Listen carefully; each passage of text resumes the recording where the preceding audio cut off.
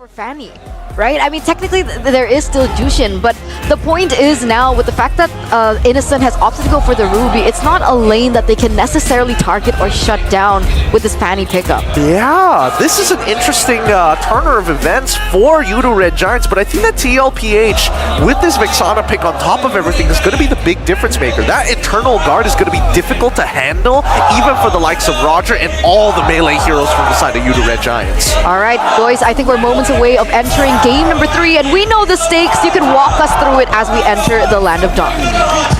Let's get this over and done with. Yoodo Red Giants at match point currently, and TLPH looking to stop this avalanche and equalize his score as we head into the Land of Dawn. It's going to be TLPH on the red side. Whoa, what's going on here? Zushin immediately looking for that first blood off the Sanji. Yums, let me finish. That's first blood. He wants to force Call Easy to use that retribution as early as possible, and he finds it. SRG on blue side. Oh, yet again, it's another first blood for Yoodo Red Giants off of just an aggressive play. And, well, Yoodo Red Giants, let's see here. Will Ruby Gold this time come to fruition?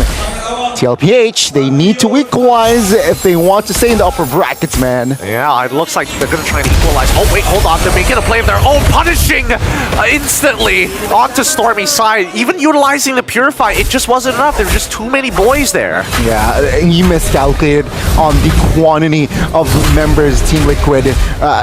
Stormy right now, it's back to even Stevens, 1-1. Though, let's see here, with Stormy out, nothing really, with the Purify out, I think, yeah, for the first shuttle, it's slightly, right, somehow gives a target towards Stormy's back. And all of this because Sanford was able to clear a little bit faster and leave the lane. Cram wasn't expecting him to actually rotate all the way down towards the mid side of the map, and that's something that Yoodo Red Giants have to keep in mind here. For the earlier stages of the game, Will Sanford, I don't know if he's going to build full damage, but the fact that he took tank emblems would indicate that he wants to play the traditional tank Cho up at the EXP, but they gotta keep very clear when they walk towards that turtle side of the map that TLPH will have the Way of the Dragon available. To answer your question as well, Gideon, it won't be the Mikasa skin, it will be the Aspirant skin though. Unfortunate. Yoodo Red Giants here looking for to blitz this turtle.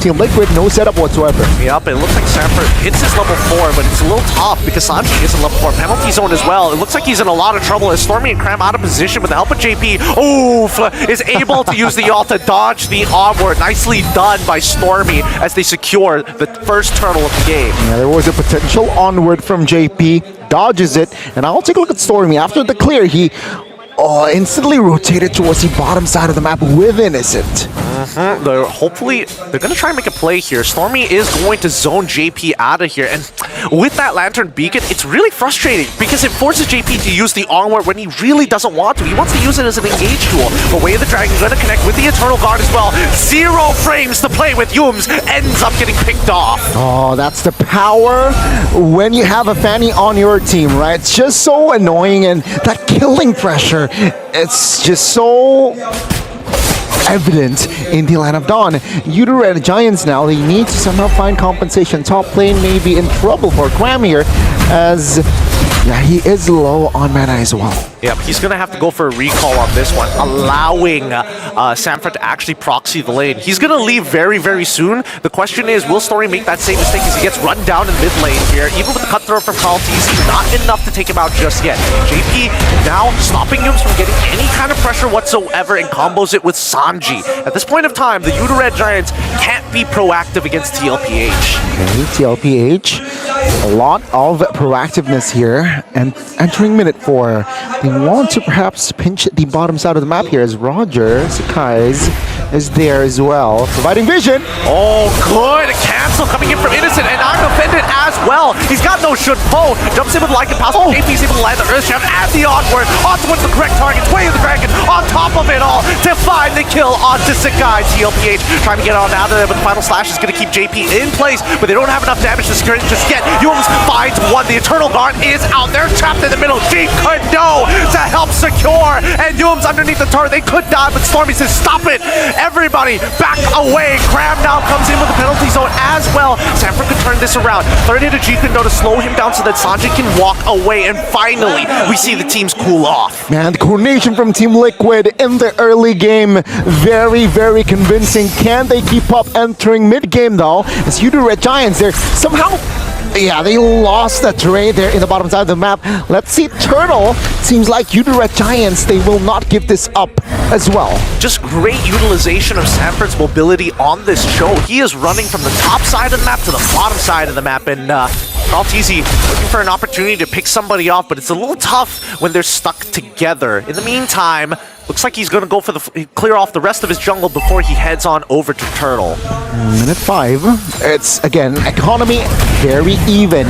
Turtle heavily targeted by SRG. Fanny doesn't really necessarily want to contest in Turtle. There's no cross-map play potential from the side of Team Liquid just yet. Yeah, I mean, they can't really do much, but here we go. JP once again with the onwards on towards Yoom's side. He's going to stick very close to him at this point of time as Stormy clears the rest of the map just to make sure that he doesn't get picked off. Down on the bottom, we do see that unfortunately for Innocent, oh wait, hold on. Yoom's getting hit by the Terrify and the Way of the Dragon as well. This is the onward from JP, but now comes the Primal Wrath as Benny QT gets involved. He finds the kill on towards Yoom's side. Innocent with the Alpha Fender catch him too. Does he have enough damage to actually pick him off? Innocent finds JP and Cram gets Benny QT immediately after a quick response by YRG. Not just a marksman, he is also on point on the Ruby. Team Liquid now needs to be very careful top lane. Carl TZ already doing the split push job desk. Also Innocent in the bottom side of the map. It's going to be the trade, but guys. He got caught off there. He wasn't expecting Sanford to get back to the top position of the map so quickly. And without a flicker or even a purify, there's not much counterplay after you transform back into your Lycan form. I mean, so fast, right? This Cho, especially. That was Cho without the flicker as well. So that shows that, yeah, this Cho is still value even in the EXP. Concussive Blast, A-okay. I mean, he's just there for the setup, right? And he's looking for another one. He's going to see who's going to respond, and it looks like it's going to be Sakai's and Cram. Sanford doesn't spot out Sakai's just yet, but Cram does clear up that lane. He might need to clear off one more, but now the mid lane getting attacked. Stormy's still alive, ends up using his ult regardless.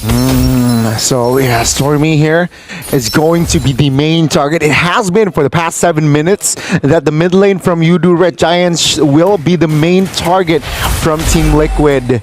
Needs to be careful here, as let's see, the last turtle, will it be the same for Team Liquid? Letting the turtle go, look potential compensation or a cross-map play. Yep, here comes the conceal. Sanford will be able to rotate towards the top side of the map, but no, he still wants to play in these bushes to maybe set up a kill for Sanji's side. Stormy is going to open things up with the beacon, making sure that he's utilizing that lantern to check these bushes one by one. He doesn't know where Sanford's going to be. For now, this Yoodo Red Giants, but it does signify that they want to fight. Yep, and here he goes, the onward in towards Yoom's side. Sanford is going to get zoned off as Cram is looking for an opportunity for a penalty zone. This next turtle falls into the hands of the Yoodo Red Giants, but it's totally fine for TLPH. Sure, take these neutral objectives. Yeah, TLPH, they know how to just wait for the mid game especially, and yeah, take a look at Benny, right? He is technically farming. Maltese looking for the aggressive play, doesn't really has the right damage just yet. Yeah, and Stormy overreacting to Carl Teasy, uses his ult as well as the Purify, something that the GOAT himself will relay back to JP. Hey, if you find the opportunity, go for it. Oh, Final Slash doesn't connect. JP gets on out of there with the onward as Carl is going to go for a full reset. Okay, Team Liquid now. I expected them to be more aggressive with this Fanny, but yeah, hey, I mean, so much that you can do. Now, Yoodo Red Giants, they are still looking for the opening. Let's see, what should Carl TZ do on this Fanny? Yeah, it's just split push, right? They just want to have more space, more control, forcing an error, forcing somebody from YRG to be downstairs. I mean, the fact that they're missing a tier, what? Wait, hold on. Conceal? Coming out of JP's side, just to threaten Innocent, forcefully making him lose EXP this way. Can they do anything with that pressure? Because Carl TZ is on the opposite side of the map, taking the outskirt creeps from Yoodo Red Giants. Okay, Yoodo Red Giants here. Even Steven's on the economy. Oh, they want to fight here in the mid. Oh! Liquid. Good reaction there by Sanji with the flicker. Great game sense. Great game sense coming in from Sanji, right? I gotta say. I mean, now it's 15 seconds for the first Lord Carl TZ though. He wants blood. Oh, and he finds it. He does get the kick initially onto Yoom's. Penalty zone is going to come out, but the Eternal Guard says, nah, stop right there. Stormy ends up dying as Cram is trying to tank the front line. Final slash to get the Eternal Guard out of the way. Cram still alive, but Zephyr wants to get this kill bad. He ends up trading his life for it as the rest of it. Oh, JP, he misses the Shatter, and now it's going to be locked against the wall. Benny QT compensates for the miss. That's a huge win for Team Liquid. 4-for-1. Take a look at the aftermath. They got the mid turret. Purple buff is going to the hands of Carl TZ as well, and the Lord is up. This might be Team Liquid already building the foundation that they need.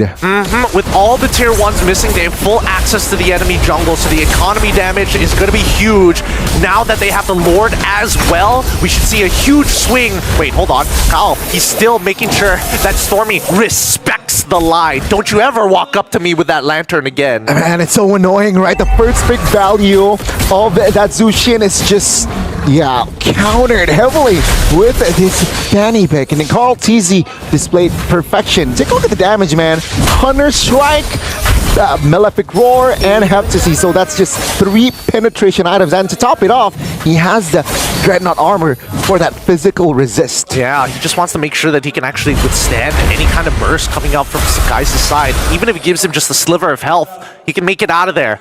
But now we see that Team Liquid PH 4-1 right now with the Fanny on that top side. They're going to be fighting here. It looks like TLPH, they're fine with the trade. Sure, you can take the Lord, you can keep your T2. Doesn't really matter to us. Team Liquid, they do not want to pull the trigger just yet, though they will almost get the mid at tier 2. Seems like Team Liquid playing it very, very slow. They want to set the tempo here. And I think like with this, they are still very much ahead. Let's look at the goal lead once the second wave, once we're done with the second wave of Lord Empowered minions. Because so far, they've generated a 4.6k Lord advantage. Wait, actually, Zephyr finds the kick in towards the guy's side, into the penalty zone. The Eternal Guard is keeping the rest back, but Zushin is going to pull Zephyr backward. And now, even for Yooms, he's gone too far, too deep. SOD as well. Benny QT finds the guys looking for Stormy. He says, nah, we'll just take the rest of your members. We'll let you live to send the message. That's a triple from Benny, and he is activated. 6 skills, and can you really stop the Moskov right now? It's too tough. They've got the minion waves. They have damage, and they will crack open the base and send Stormy to his death just before the game ends. It's 2-2 against Liquid. 2 apiece, and the Yoodo Red Giants, they will have to accept defeat against the Team Liquid from Philippines. What a display. Benny, after that triple kill, man, can you really deny the defense? Can you find the defense? No. Yeah, apparently not, right? Apparently not for the Yoodo Red Giants, as they are going to be forcing this all the way to game number 5. And this is it, ladies and gentlemen. I think this is one of our most intense matches so far, going all the way. It's a Yoodo Red Giants, TLPH, Yoodo Red Giants, TLPH. So, who's going to be able to pick up that final game?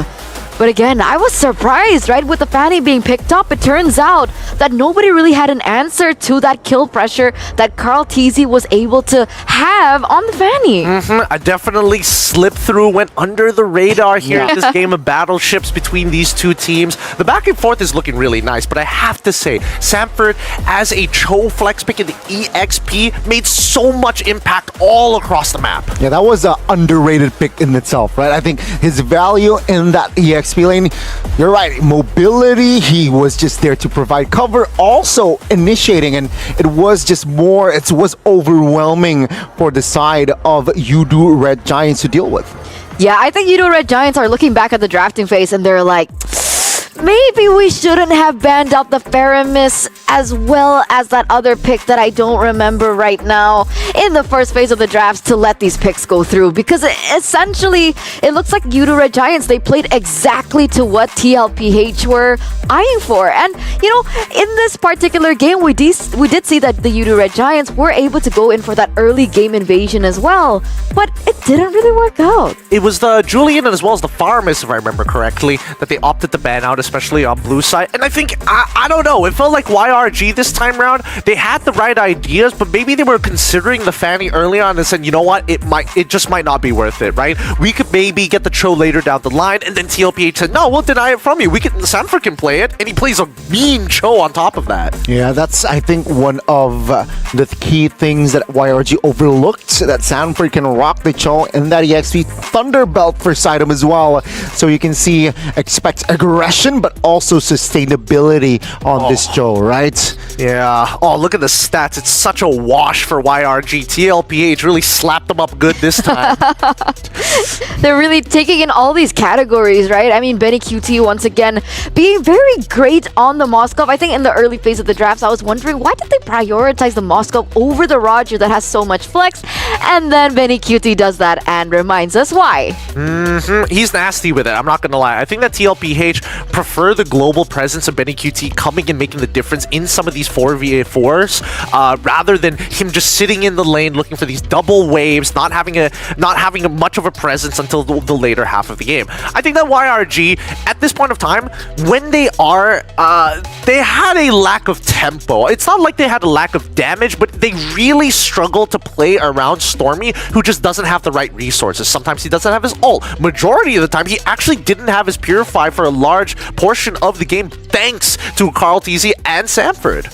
Yeah, it's really struggling, though. I think you mentioned that they did not lack of damage.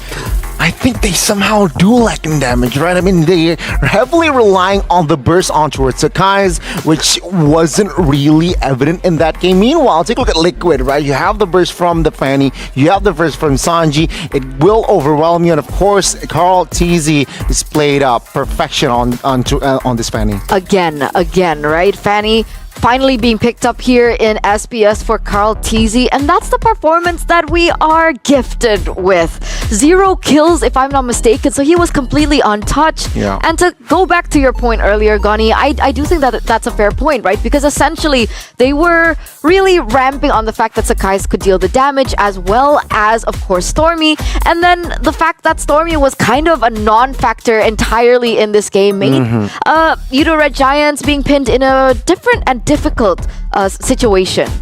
Yeah, it's very hard, right? I mean, Stormy, even when he wants to clear, he just shows it around the map. There's always Fanny, sometimes even JP, who is just already in the vicinity looking for forcing him to recall or even looking for that kill, right? This was the big team fight as well. Carl TZ coming in time. Benny was just free hitting, looking for the right timing, and of course SOD connects, and that's just GG. Yeah, I mean, I think that the composition from the side of Yoodo Red Giants was heavily reliant to play around specifically Sakaisen as well as Stormy, rather than previously it was supposed to be Sakaisen as well as Innocent, right? Because that's just the nature of Ruby. But this was a very good showing about the depth and the different layers that we are seeing as we peel this onion away from